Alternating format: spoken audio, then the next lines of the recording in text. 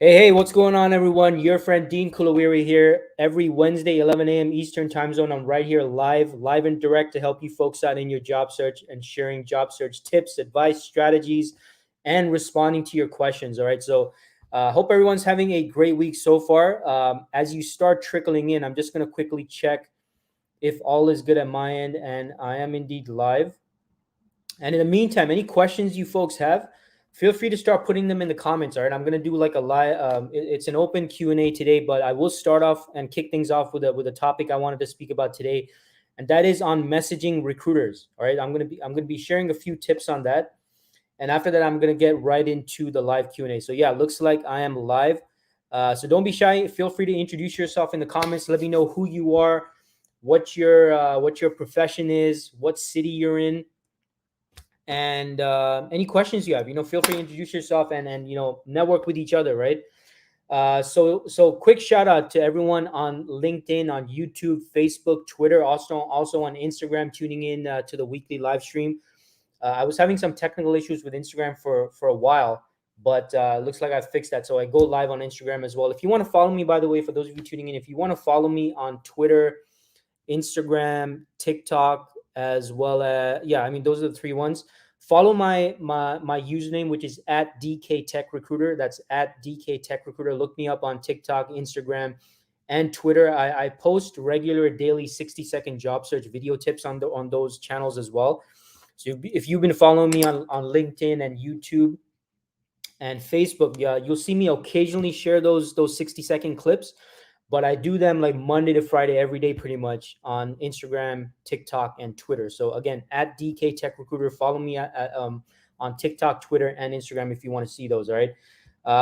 Who's this? Let's see. We got some.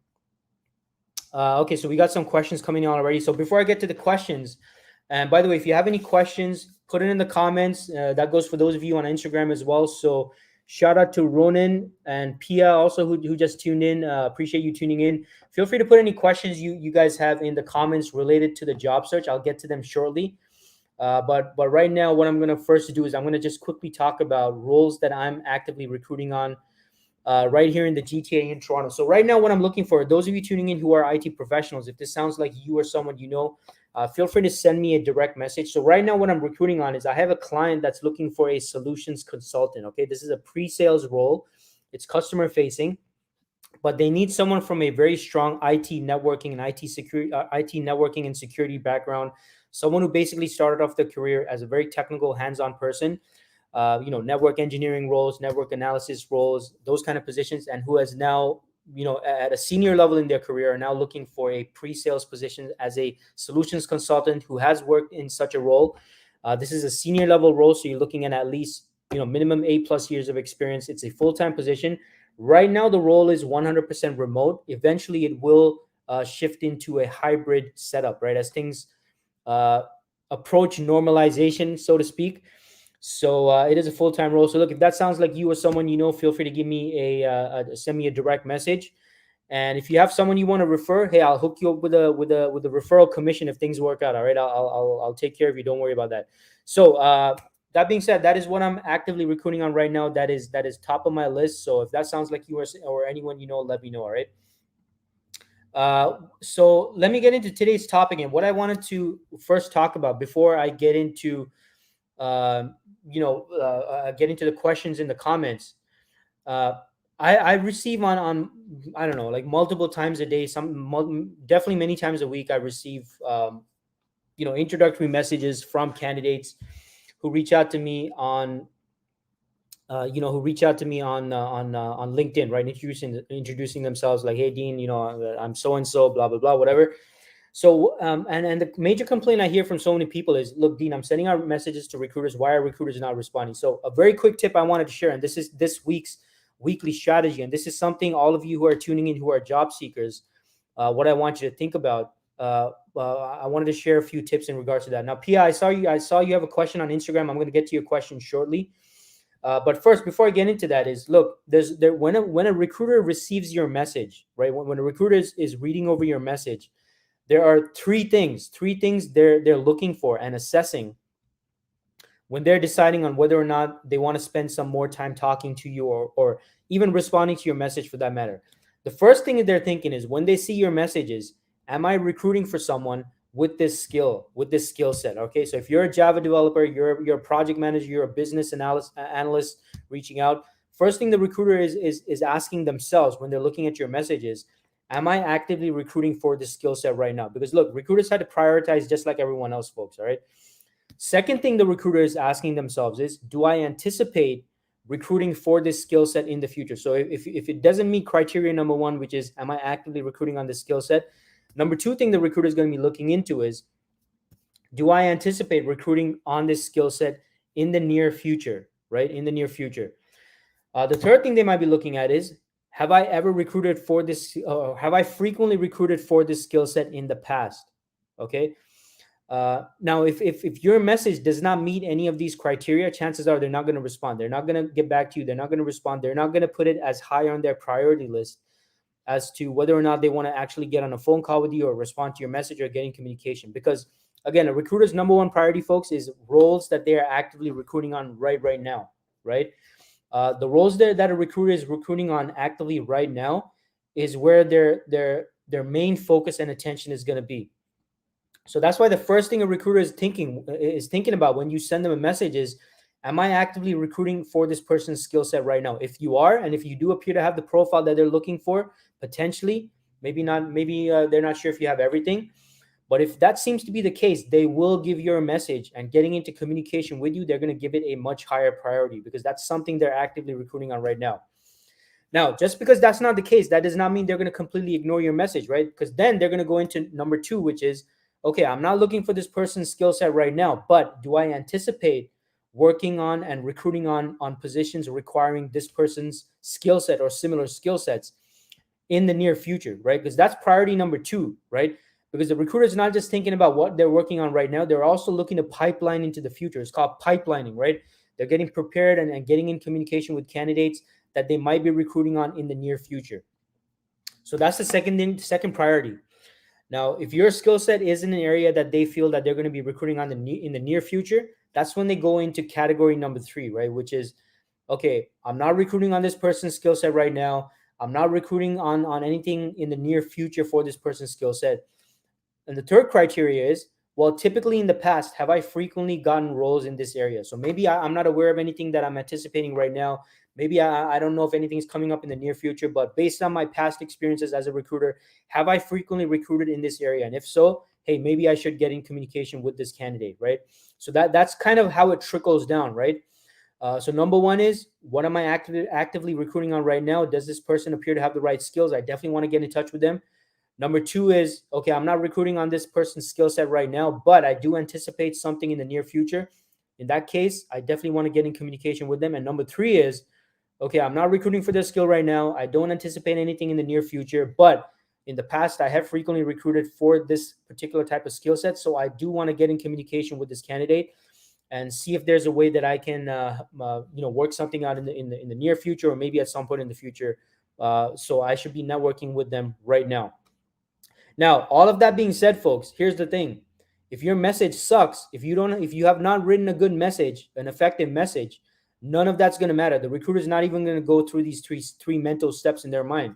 They're just going to skip over your message because your message didn't stand out, right? And I get these messages all the time, unfortunately. And no offense to anyone else out there, okay? Because this stuff is not taught at schools or college or anywhere for that matter. You have to write a message that gets the attention of the recruiter. Now, the three things I mentioned just now that a recruiter mentally goes through when they decide whether or not they want to respond to your message, that right there gives you a clue as to the most important thing you have to mention in your message, and that is your skills. Okay, now when I say skills, that does not mean saying, "Hey, I'm a business analyst. Let me know if you have anything for me." That, I mean, nothing about that gets anyone's attention, folks. All right, it's not going to get anyone's attention. You have to mention specific skills. Maybe even mention and name drop some standout, well-known companies you worked at, or maybe mention some specific types of projects you worked on. Like, your message has to get attention, otherwise no one's gonna pay attention to it, no one's gonna listen to it. It's not gonna stay on the recruiter's mind, right? By the way, shout out to people who just joined in on Instagram. I think I saw Sahil, my friend Sahil. So I'm actually going to be a guest on Sahil's YouTube channel shortly, so I look forward to seeing you later tonight. Sahil, thanks so much for tuning in. Shout out to Tilak Patel 1994. Shout out to Lawi underscore 7, and shout out to Prem Pani, who just joined as well. Guys, for those of you who join in, feel free to put any job search related questions in the comments. That goes for those of you on the other channels as well. I'll get to your questions shortly. All right. So look, the point is, folks, look, you got to write an effective message when you're reaching out to recruiters. Do not put the bare minimum and expect the recruiter to remember you. Just recently, I got a message like this, from someone on LinkedIn, right? They reached out to me. They're like, "Hey, Dean, I'm going to change the title and stuff like that into something else, but I'm a IT professional or software developer, something like that, and I'm looking for job opportunities. Let me know if you have anything." And I personally took the time to respond and say, "Hey, I don't have anything right now, but let's stay in touch." And then that person responded again and said, "Okay, yeah, sure, we can keep in touch, but just let me know if anything comes up and keep me in mind for future opportunities." Now, look, I get it. I mean, look, folks, you're sending out messages. You want recruiters to keep you in mind for future opportunities. But what I want all of you to challenge yourselves in doing is, when you're sending out a message, take a look at your message from a third person perspective. What about your message stands out? What about your message would make a recruiter actually remember you and think about you when something does come up? Right? You have to have that ability to take a third person's perspective, right? Third person point of view, bird's eye view of your LinkedIn message, your email, or anything of that sort, and take an honest look at your message. If nothing about your message stands out, nothing about your message grabs attention, nothing about your message separates you from all the tens or maybe hundreds of messages the recruiter gets, chances are it's not going to stand out, folks. All right, so your message has to be good. It has to get attention. It has to mention your skills, has to mention reasons why the recruiter would want to take a closer look at your LinkedIn profile, and maybe even your resume if you've attached your resume, right? So these are, like, you have to take this realistic outlook, because just simply sending a message to a recruiter is not enough. It has to be a good message. It has to be a message that stands out, because if your message does not stand out, if it does not showcase your skills, your expertise, maybe some of your accomplishments, your knowledge, if it doesn't do that, it's not going to stand out. Now, quick warning, okay, because as I'm explaining you these things, folks, right? Some of you might be thinking, "Hey, that means Dean's saying I should write a long, detailed message." No, that is wrong as well. Do not go on the other extreme and write like a whole thesis, right? A whole essay. You do not want to do that. No recruiter is going to take the time to read your entire thesis. Now, speaking of this same extreme, I got that kind of a message actually a couple of days back as well, where someone messaged me. They wrote, like, my gosh, like paragraphs and paragraphs and paragraphs in their introductory message. Folks, no recruiter has the time to go over paragraphs and paragraphs and paragraphs of your introduction. Okay, when I say send a detailed message like that gets attention, that mentions your skills, that where you're able to really show the recruiter why they should keep you in mind, I'm talking like maybe 2, 3, 4 paragraphs max. Okay, and these need to be concise, short, to the point. Do not explain your whole life story. No one has time for that, folks. Okay, like when you're reaching out to a recruiter, recruiters are people who are but typically, for the most part, on the phone with candidates, speaking to people. Recruiters are not sitting at their desk or monitoring their inbox, just waiting. They're crossing their fingers, just waiting for emails to come. Recruiting is a very proactive skill. Proactive in the sense of the recruiter is going out and trying to find people, checking their inbox, checking their LinkedIn inbox, checking their email inbox. Yes, we do that. But when we are doing that, we need to get that information from your message, like, quick. We need to be able to read through your message or your email within a couple of seconds and help us decide, Do we want to pick up the phone and call this person? Do we want to communicate with this person or not? So avoid those two extremes. Avoid a message or an email that's so vague that I'm not even like, I'm not Sherlock Holmes. I don't want to have to investigate your LinkedIn profile or your resume. Like, your message should grab my attention and make me want to actually investigate your LinkedIn profile more, or look at your resume in a bit more detail, right? So avoid that one extreme of being too vague and so generic that it doesn't even capture attention, and avoid that other extreme where it's like, like an essay, right? No recruiter is going to read like an entire essay or explanation of your whole career history, your life story, and everything. No, forget it, folks. Keep it concise, to the point, but at the same time, you got to balance it out with getting attention, showcasing, interesting or relevant or amazing things about your career or some project you did. So that makes the recruiter want to read further or get in touch with you or get in communication with you. All right. So look, hope that helps. And Sahil says, excited to have you on my channel. I'm excited to be on your channel, my friend. Hey, for those of you tuning in on Instagram also as well, make sure you follow Sahil. His Instagram handle is your average guide. That's a great channel, especially for those of you who are international students and looking to move to Canada. Really excited to be a guest on your show, and look forward to speaking with you later today, Sahil. All right, thanks so much for tuning in. So I'm going to get to the questions now. Let me first respond to, I think it was Pia on Instagram, says, as a recruiter, how to deal with a counter offer. Okay, so this is more a question from a recruiter.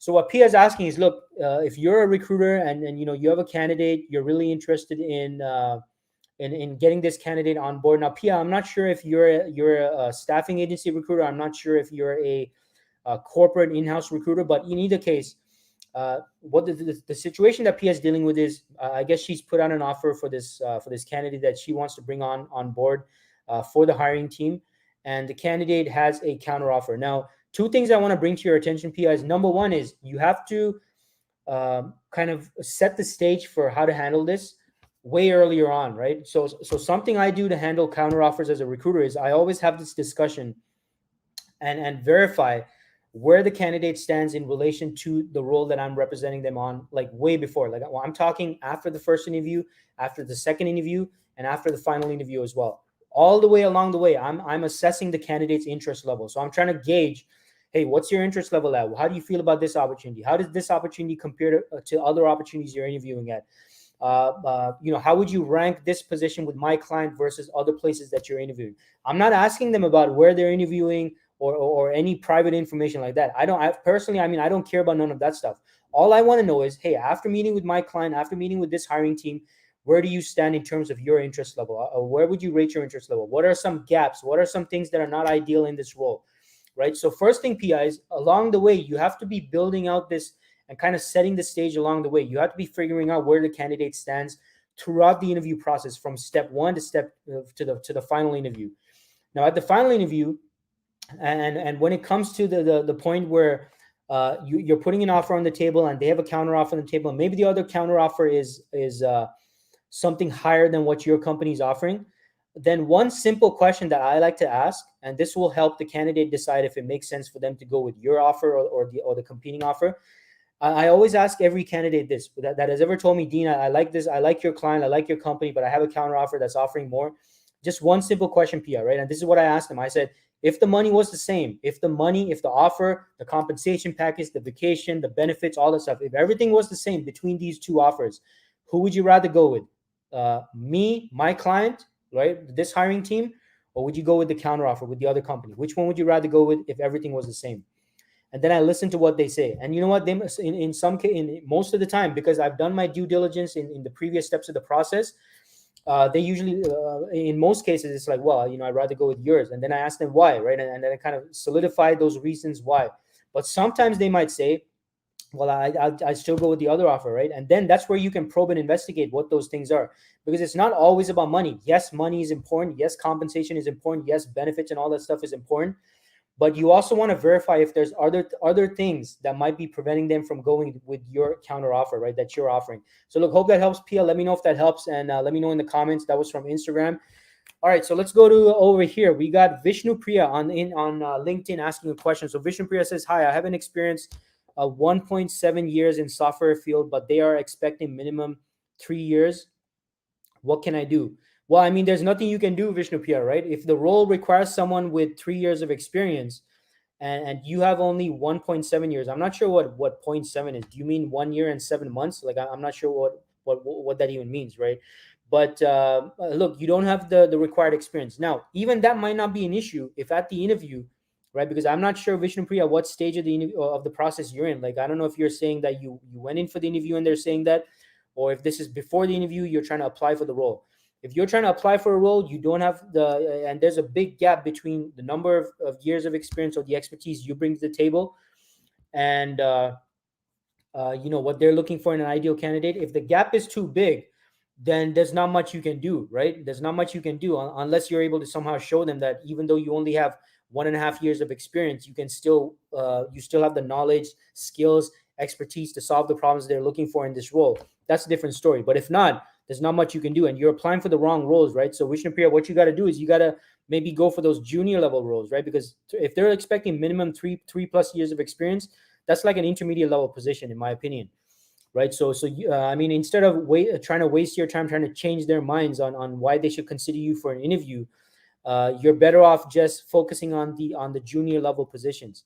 Now, if the situation is that you went in, you applied for the role, they called you for the interview, they knew you had 1.5 years of experience, but they still called you in for the interview, and now they're saying, yeah, we're looking for someone with 3+ years of experience, then the problem is not that you have less than 3+ years of experience. The problem is you didn't do well at the interview. You did not convince them. They're not confident about your ability to perform in the role based on what they maybe how you responded to certain questions at the interview. That's really the real question.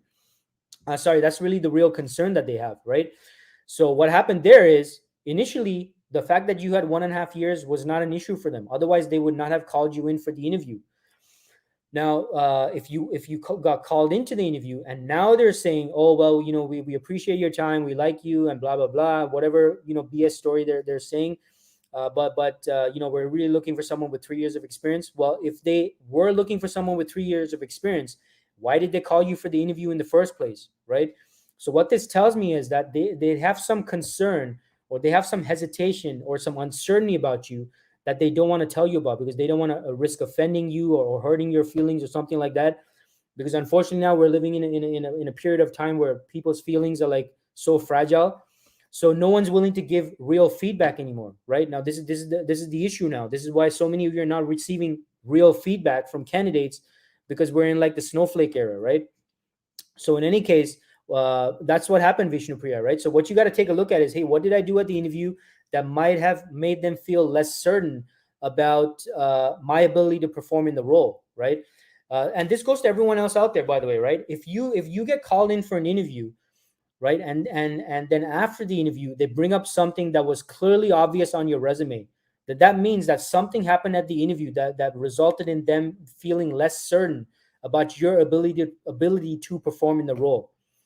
Because if whatever it is they say is the issue was not an issue before the interview, then why did they call you in for the interview in the first place? So this means that there's something else that they don't want to confront you with for whatever reason. So this is where you folks had to take a good honest look at what might have transpired in the interview that might have been maybe a shortcoming, an area of uncertainty or something like that, that they don't want to confront you with. And maybe one of the ways of dealing with this is for you to simply bring it up yourself, and bring it to their attention and say, hey, look, I know you said that XYZ is the issue, but in my opinion, I feel like ABC might be the real issue. Is that the real issue as to why you don't want to move forward with me for this position, right?